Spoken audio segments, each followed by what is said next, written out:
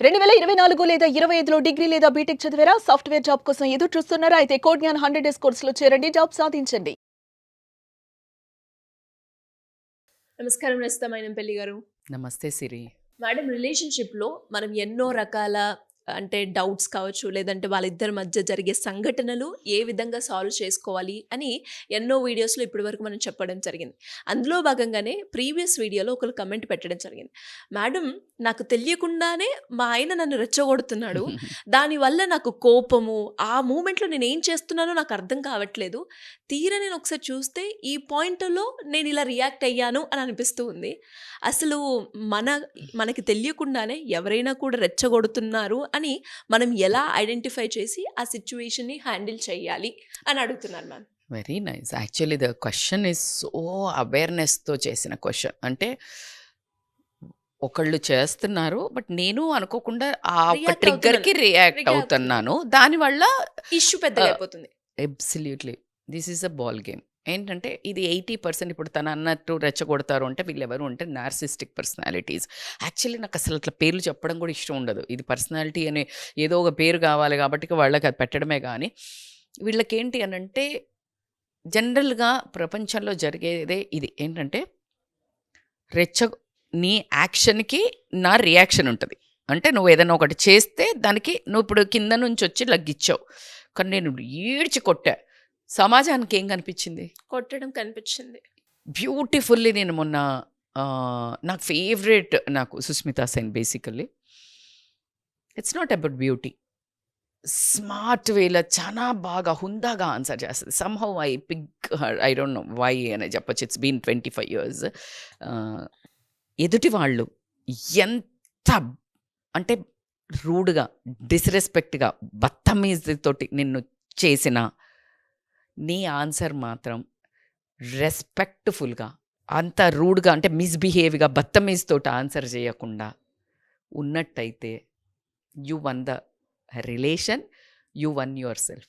ఎదుటివాడు ఎంత ఎవరన్నా కానీ, మీరు హస్బెండ్ అన్నారు, ఎవరన్నా కానీ వాళ్ళు ఎంత భయంకరమైన రియాక్షన్స్ తోటి, ఎంత వల్గర్ వర్డ్స్ తోటి, but you again talk slow tone with an very answer, మంచిగా ప్రిపేర్డ్ ఆన్సర్, అంటే లైక్ రెస్పెక్ట్ఫుల్ ఆన్సర్ చేయగలిగావంటే యూ వన్ ఇట్. అరిచి నువ్వు కూడా అరిచి చెప్తే ఏమవుతుందంటే యూనివర్స్ అని చెప్పడం వేరైతే, సమాజం అని ఇందాక మీకు చెప్పాను ఎవరిని తప్పుపడతారనేది.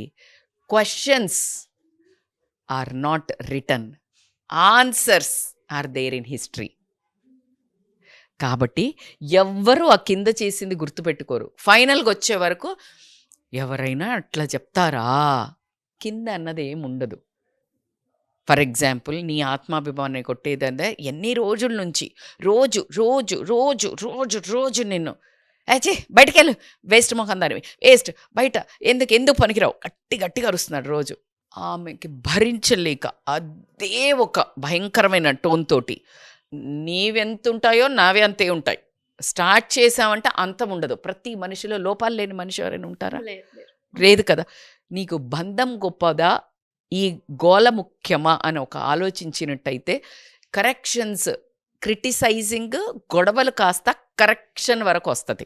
లేదు నువ్వు ఎప్పుడూ వేస్ట్ అనో, నిన్ను కరెక్ట్ చేసి నేను ఎదుగుతా, నేను గొప్ప అనిపించుకుంటా. ఎందుకు అనంటే ఈ బంధాల తప్పదు, నేనే కదా కింగ్, నేనే కదా క్వీన్. ఎవరైనా 80% 70% జెంట్స్ ఉంటారేమో, నేను ఇదేం చేసినా ఎక్కడికి పోదులే అనే అహంకారంతో ఎప్పుడైతే నువ్వు భార్యని తొక్కి పెట్టడం నేర్చావో, పిల్లిని కొడితే పులి అవుతుందని ఇవన్నీ సామెతలు ఊరికే పుట్టల. ఆ వర్డ్స్ ఏదైనా వస్తాయో దాన్ని అరవకుండా యాక్షన్లో పెట్టడం. కానీ ఇప్పుడు నువ్వు ప్రతిసారి అరుస్తున్నావు, చేతకందని నువ్వు అదే మాట అన్నావు, నువ్వు చేసావులే, నువ్వేం చేసావు, అది తట్టుకోలేడు, మళ్ళీ అరుస్తాడు. అప్పుడు యుద్ధ భూమి తయారవుతుంది, రణరంగం, ఇసురుకోటాలు, గొడవలు, మళ్ళీ సిగ్గు లేకుండా రేపు పొద్దునే కలిసిపోతాం. కానీ లోపల ఇద్దరికి స్కార్స్ పడుతుంటాయి.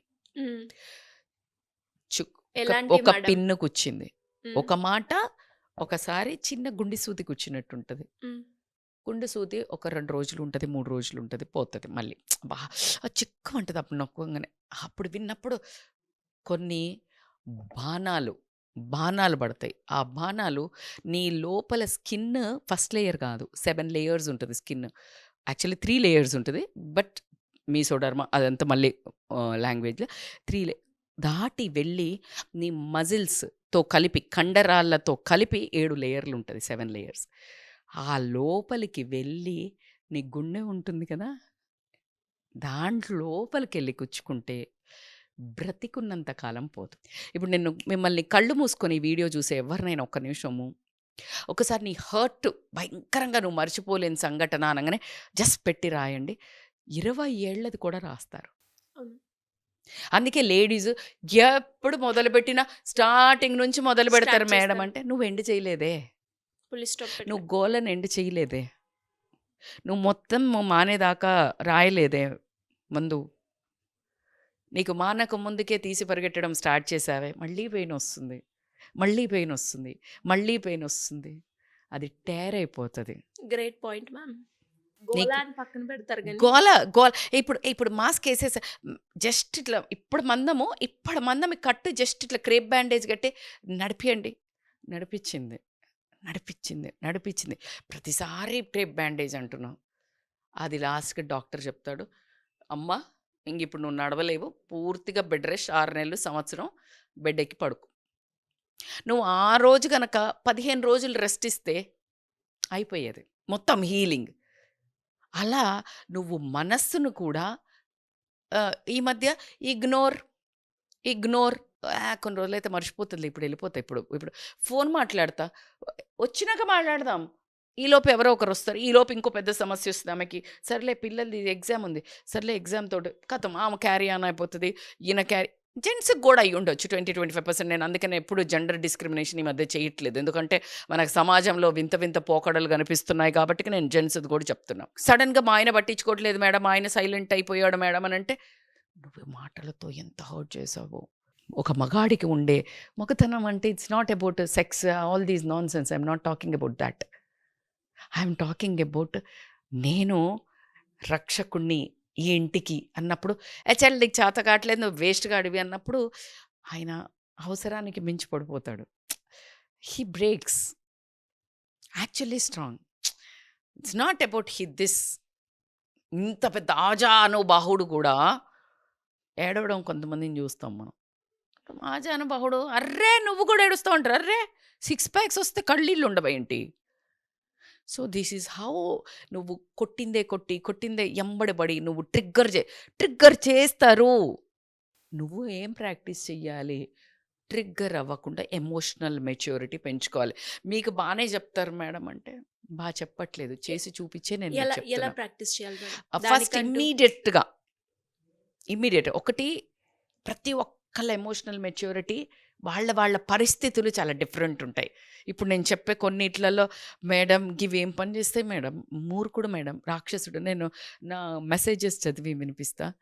మేడం రోజు వచ్చి తాగి కొడతాడు మేడం, చచ్చిపోవాలని ఉంది మేడం, కానీ నాకు ఒక కూతురు ఉంది మేడం, చచ్చిపోవాలి అంటే చచ్చిపోబుద్ది నాకు, నా బిడ్డ కనిపిస్తుంది, వెళ్ళి బయటకు బతుకుతానా లేదా తెలియట్లే, నాకు సలహా ఇవ్వండి అని ఇన్స్టాలలో మెసేజ్ పెడుతున్నారు సిరి. నేను అట్లా ఎట్లా ఆన్సర్ చెప్తా అందులో? అది జీవితం. నాకు అసలు ఇక్కడంతా ప్రతి ఒక్క ఇన్స్టా మెసేజ్ చదువుతాను, నేను ఫేస్బుక్ మెసేజ్ చదువుతా. పరిష్కారం ఏంటి అంటే, మోస్ట్ ఆఫ్ నా వీడియోస్ వినండి, మొండిగా మారండి. నిర్ణయాలు కొన్ని ఉంటాయి, బట్ మీ సమస్య పెద్దదైనప్పుడు ఖచ్చితంగా వచ్చి కలవండి. నేను ఎలా చెప్తాను? అంత పెద్ద మీ సమస్యకి నేను ఒక్క వాయిస్ మెసేజో ఒక్క దాంతో నేను చెప్పలేను. సో కాబట్టి what I'm saying, emotional maturity ఎట్లా బిహేవ్ చేసుకోవాలి అంటే, ప్యాటర్న్స్ అబ్జర్వ్ చేయండి. ఆయన అంత అగ్రెసివ్గా ఎందుకు, పెన్ను పేపర్ తీసుకోండి ఇప్పుడు, ఆయన ఎందుకు అంత అగ్రెసివ్గా రెచ్చగొడుతున్నాడు నన్ను? అసలు రెచ్చగొట్టడానికి కారణం ఏంది? నేనేం చేశా?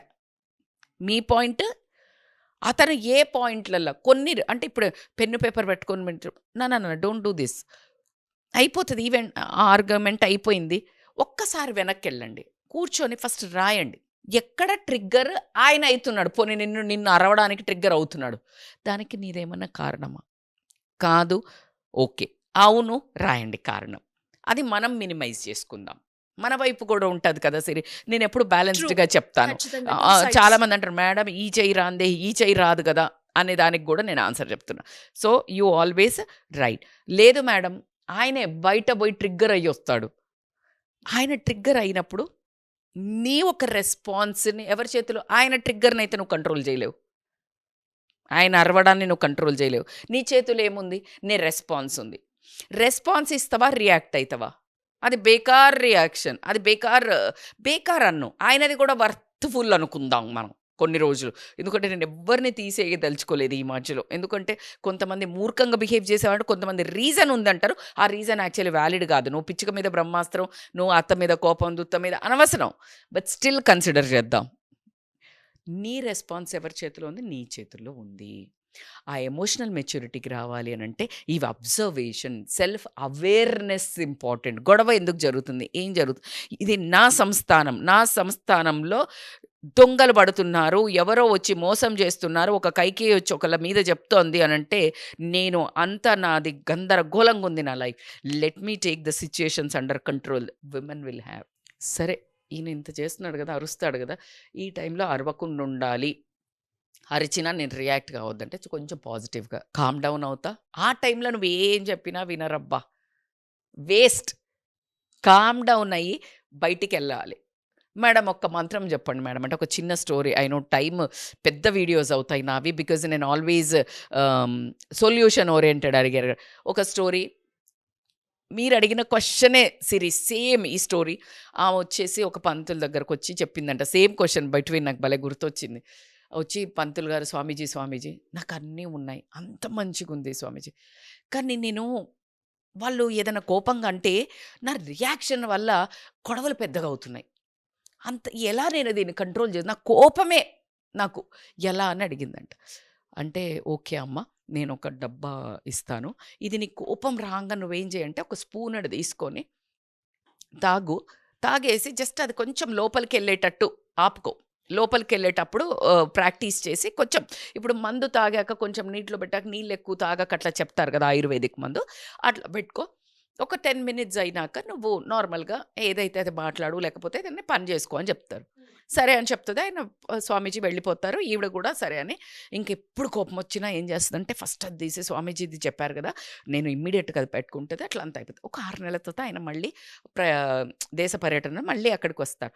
వచ్చి రాగానే స్వామీజీ దగ్గరికి వెళ్తుంది. స్వామీజీ నాకు అసలు చాలా అద్భుతంగా పనిచేసింది, మీరు ఇచ్చిన మందు నాకు చాలా బాగా పనిచేసింది, అంత ప్రాబ్లం అంతా ఏమవుతుందంటే అంత చక్కగా ఉంది ఇంట్లో, అసలు పరిస్థితులు చాలా బాగా సెట్ అయిపోయాయి, నన్ను అసలు నా మార్పుకు మా వాళ్ళు ఫుల్ హ్యాపీ ఉన్నారు, చాలా సంతోషమైన కుటుంబం అయిపోయింది, హ్యాపీ ఫ్యామిలీ అయిపోయిందని విపరీతంగా మంచి కానుకలు కూడా వేసేసి, కానీ ఒకటే చిన్న సమస్య అంటది. ఏంటి తల్లి అంటే, ఈ డబ్బా అయిపోతుంది స్వామీజీ, నాకు కొంచెం ఇంకొకటి ఇవ్వరా అంటే ఆయన నవ్వుతారు.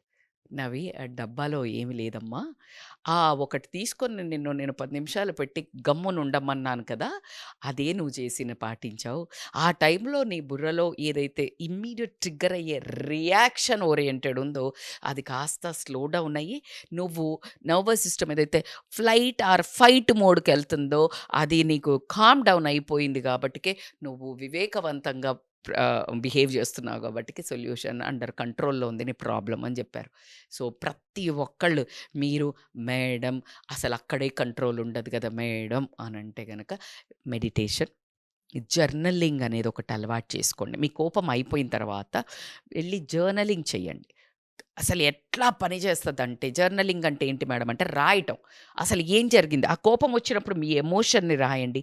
స్లో మీ ఈ కోపం ఏదైతుందో రియాక్షన్ ఓరియంటెడ్ నుంచి రెస్పాన్స్కి వస్తుంది. ఇదే పని మీరు అడిగిన క్వశ్చన్కి ఆన్సరు. అటువైపు కోపంగా ప్రతిదానికి అరిచే వాళ్ళు ఎవరైతే ఉంటారో వాళ్ళకు వినిపించండి. వాళ్ళకు కూడా ఒకటి చెప్తున్నా, మీరు కూడా ఆ కోపం ఎందుకు వస్తుంది, ఆ కోపం రావడం వల్ల మీ జీవితంలో ఎన్ని అనివార్య సంఘటనలు జరిగి, ఎంత సామాను పగిలి, ఎన్ని బంధాల మనస్సులు విరక్కొట్టారు, దానివల్ల మీ బంధం వీక్ అవ్వడమే కానీ స్ట్రాంగ్ అవ్వట్లేదు అనే ఒకదానికి మీ చేతుల్లోనే మీ ఉపాయం. జర్నలింగ్ చెయ్యండి, దానిలో నుంచి నేర్చుకోండి. సో ఇంతకంటే బ్రహ్మాస్త్రం అయితే ఎక్కడా లేదు. సో ఎంతమంది రెచ్చగొట్టినా రెచ్చకుండా ఉండాలి అనే ఒక స్వభావంతోటి మనల్ని మనము మన గుణాలను మన ఎమోషన్స్ని కంట్రోల్ చేసుకునే తపస్సు మాత్రం ఈ సమాజంలో ఎంతైనా అవసరము. ఎందుకు? బంధాలను కాపాడుకోవడానికి. డెఫినెట్‌గా మేడం. మీరన్నట్టుగానే అంటే అక్కడ స్వామీజీ ఇచ్చిన ఒక చిన్న ట్రిక్ ఏదైతే ఉందో, ఆమెని చాలా ఒక మంచి లైఫ్ లీడ్ చేయడానికి ట్రూ, ట్రూ. ఉపయోగపడింది అని చెప్తారు. అండ్ అదే విధంగా మనుషులం కాబట్టి మనకి ప్రాక్టీస్, సాధన అవసరం. అది మనం ఇండివిడ్యువల్‌గా చేయాలి అంటే చాలా కష్టం. మనకి వెనక నుంచి ఒక పుష్, మోటివేషన్ కావాల్సిందే. అలాంటి సందర్భాల్లో ఎవరికైనా కూడా ఫ్యామిలీ రిలేటెడ్‌గా కావచ్చు, ఎలాంటి సందర్భాల్లో అయినా నాకిక్కడ ఇష్యూ ఉంది మేడం. దీన్ని నేను ఎలా క్లియర్ చేస్తే బాగుంటుంది అనుకునే వాళ్ళు ఎవరైనా మిమ్మల్ని అప్రోచ్ అవ్వాలి అంటే ఎలా ఉంటుంది? సో ఖచ్చితంగా they can consult us on by calling this scrolling number. ఖచ్చితంగా హెల్ప్ అవుతుంది. మీరు అన్నట్టు ఒక రోజుతో అవ్వదు. సాధన ఇంపార్టెంట్. సో దానికి accountability important, corrections important. Depending upon మీ ఇంట్లో వాళ్ళ ప్రవర్తనను బట్టి మనకు కూడా ఇంకా కొంచెం డోసేజ్ ఇంపార్టెంట్ కాబట్టి దే కెన్ కన్సల్ట్ అస్ అమ్మా. Thank you ma'am. Thank you so much. Thank you Siri.